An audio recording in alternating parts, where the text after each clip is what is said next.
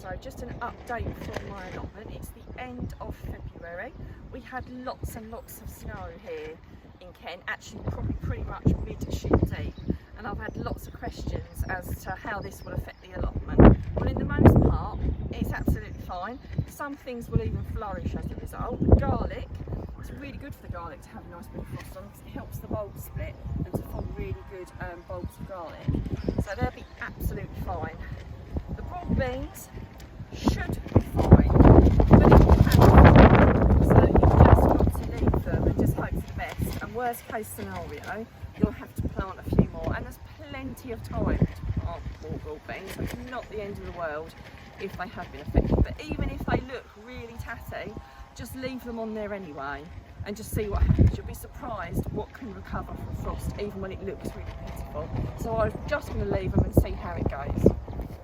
Remember, we've got the last of my leeks. Of course, that's not going to, the snow wouldn't affect those in the least.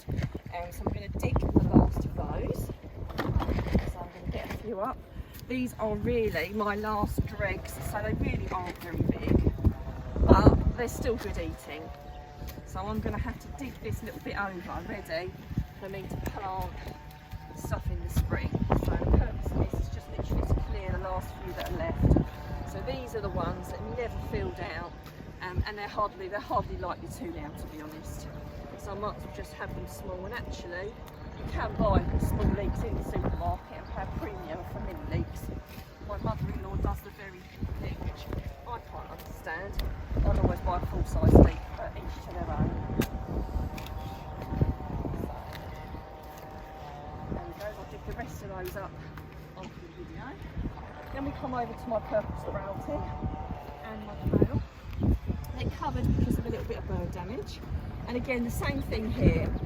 The snow isn't going to affect those at all. They're absolutely fine. They will recover. The only thing I wouldn't do during the snow is I wouldn't dig anything or pick anything because you could damage it if you did that. You wait for the snow to clear. So I've got some chard over here, which is still coming along nicely. I need some of this for a recipe that I'm doing. So we're going to cut the leaves here. No real art to this. You just kind of like cut up what you need. At this time of year, I will cut it off in chunks and then pick out the best bits because it is starting to get a little bit tatty. But again, it's all still perfectly good eating. It's very good. So I've also got some parsnips. I don't know what they're like. They weren't the best parsnips this year. My father-in-law's were much better and he was very kind to share them with me. So I've left mine to the last knockings so they can fill out as much as they can. So like I say, don't get too excited because I don't think they're up to much, but they're still perfectly good. So just loosen up around the sides. I've got to say, this isn't something I'm really good at. I do often end up breaking the root a little bit. So I'll do the best I can. Pull the dirt away. So what we've got. Well, that's not too shoddy.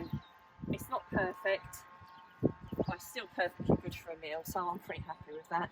I've had better parsnips. I've also had worse ones where they've not grown.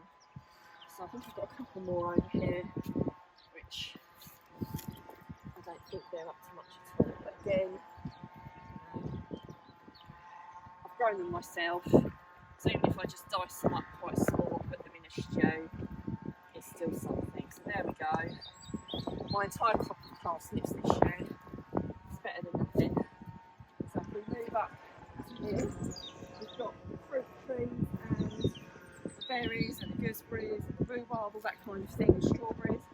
The snow and the frost won't affect those in the least. They're perfectly okay. They look really dead this time of year, but they'll come back like they always do.